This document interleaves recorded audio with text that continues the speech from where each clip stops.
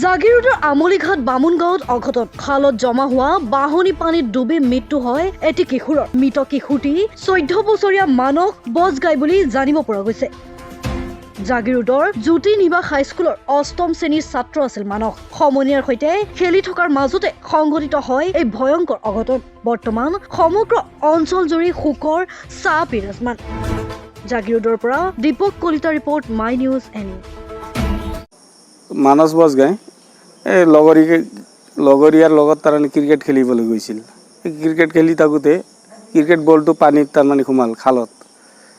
সেই বলটো তাৰমানে উঠাব গৈছিলে, তেতিয়া এই বলটো উঠাব গৈয়ে তাৰমানে পানীত ডুব গৈ দুজন গৈছিল, এজনক টানিলে কিন্তু ইয়াক টানিব নোৱাৰিলে। মানস বজগাই 13-14 বামুণগাঁও। হয়, স্থানীয় মানুহে ল'ৰাকেইটাই ওলাইছে।